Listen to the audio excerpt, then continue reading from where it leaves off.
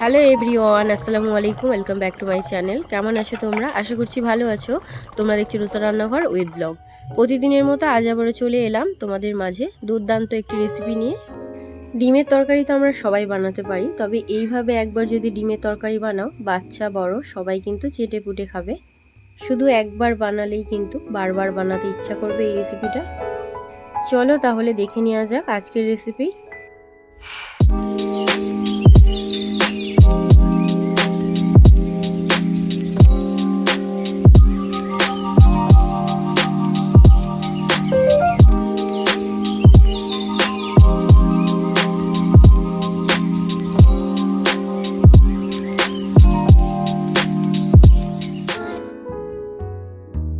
প্রথমে দেখে নেব আজকের রেসিপির জন্য কি কি লাগছে। দেখো এখানে নিয়ে নিয়েছি 6টা ডিম। সরু সরু করে আলু কুচিয়ে তরকারিটা বানাবো, তার জন্য দেখো এখানে আলু নিয়ে নিয়েছি, ক্যাপসিকাম, টমেটো, ধনেপাতা, পেঁয়াজ, কাঁচা লঙ্কা। এদিকে সব মশলাও নিয়ে নিয়েছি। ডিমগুলোকে এবারে ধুয়ে নিয়ে সেদ্ধ করতে দেব।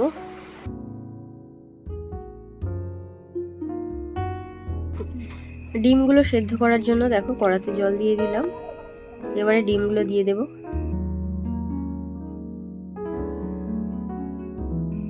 ডিমগুলো সেদ্ধ করতে দিয়ে সবজিগুলো কেটে নেব। আমি রান্না করছিলাম, মা এসে বলল এনে ধর দই খা একটু। তো মা এসে দইটা দিয়ে গেল, তো আমরা তিনজনে মিলে এখন খাচ্ছি। ভিডিওটি স্কিপ না করে শেষ পর্যন্ত দেখার অনুরোধ রইল। আশা করছি তোমাদের খুবই ভালো লাগবে। আজকের এই মজাদার রেসিপিটা দেখতে হলে কিন্তু শেষ পর্যন্ত অবশ্যই থাকতে হবে। চলো এবারে শুরু করা যাক। ডিমটা তো ওদিকে সেদ্ধ করতে দিয়ে দিলাম, তোমাদেরকে দেখিয়ে দিলাম। এবারে কেটে নেব আলু, পেঁয়াজ, ক্যাপসিকাম, টমেটো, ধনেপাতা, কাঁচা লঙ্কা।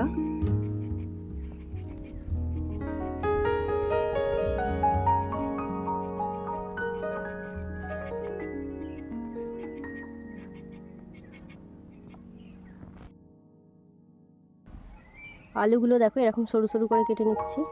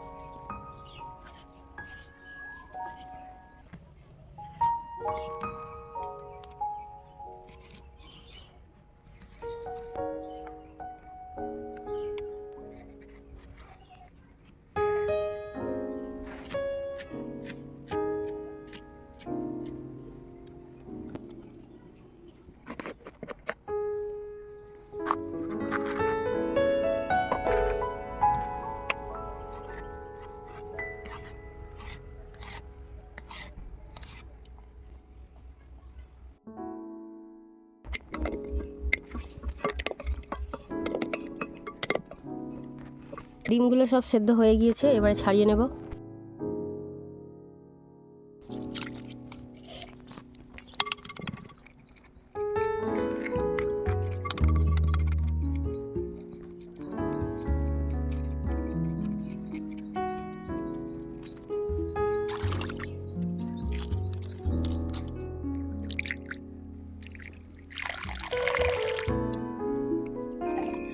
ডিমগুলোকে আবারও জল দিয়ে ভালো করে ধুয়ে নিয়ে দেখো অর্ধেক করে কেটে নিচ্ছি।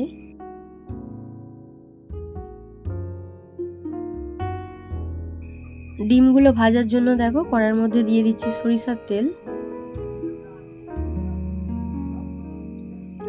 সরিষার তেলের মধ্যে এবারে দিয়ে দেব হলুদ গুঁড়ো, আর দিয়ে দেব অল্প একটু নুন।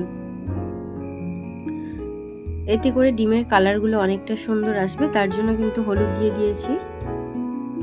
আর স্বাদের জন্য দিয়ে দিয়েছি নুন। ডিমগুলোকে উল্টে পাল্টে লাল লাল করে ভেজে নেব।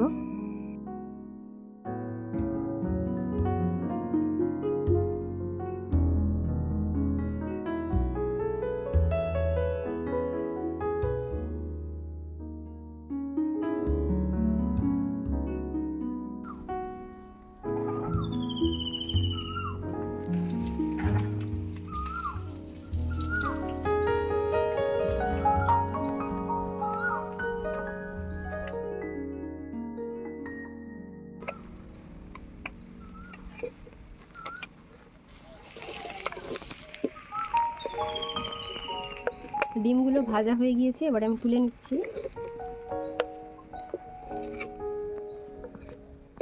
আবারও বাকি ডিমগুলো ভেজে নেব।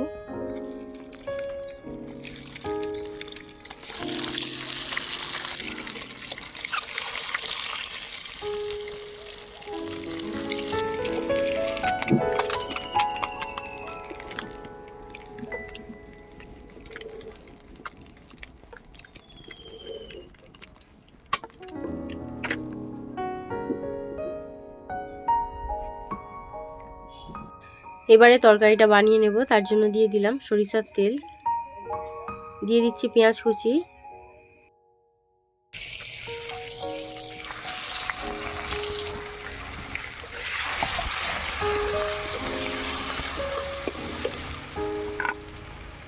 আদা রসুন বাটা,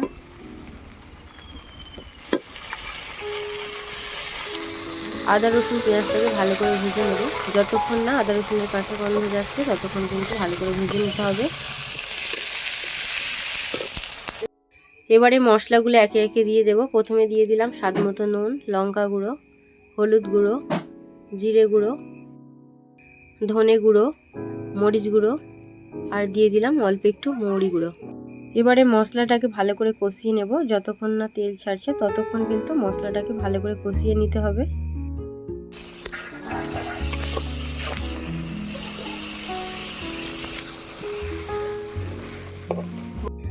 মশলা থেকে তেল ছেড়ে দিয়েছে, এবারে দিয়ে দেব ধুয়ে রাখা আলু। আলুটাকে এবারে ভালো করে কষিয়ে নেব।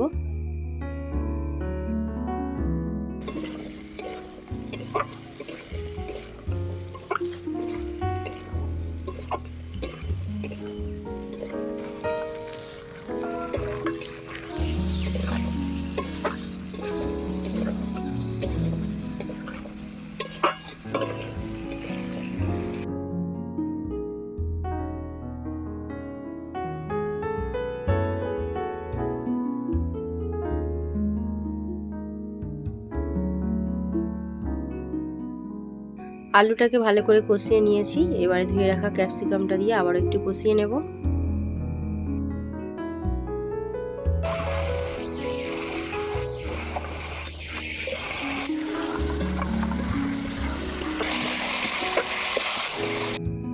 টমেটো কুচি দিয়ে দিলাম, আবারও একটু ভালো করে কষিয়ে নেব।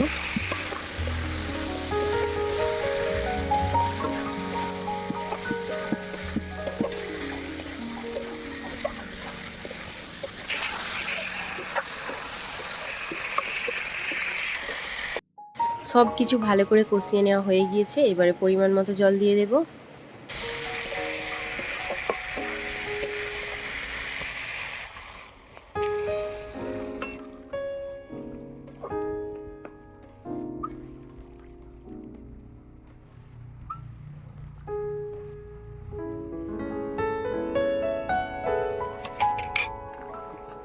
এবারে ঢাকা দিয়ে সেদ্ধ করতে দেব।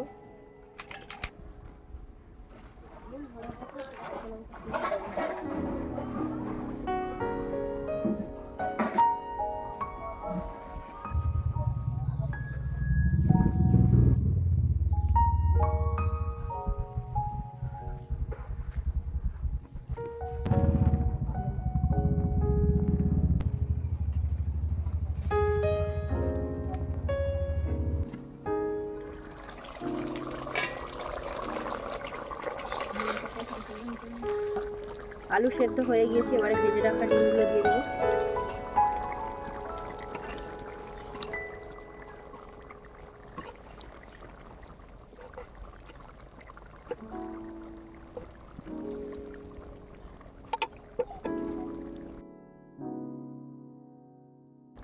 এবারে দিয়ে দিচ্ছি চেরা কাঁচা লঙ্কা, ধনেপাতা কুচি,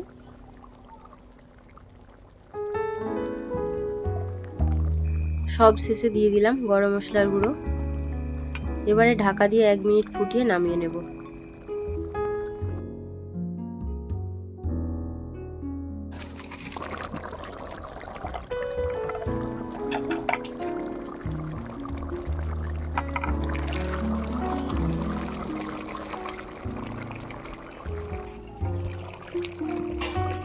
এক মিনিট ফোটানো হয়ে গিয়েছে, এবারে নামিয়ে নেব।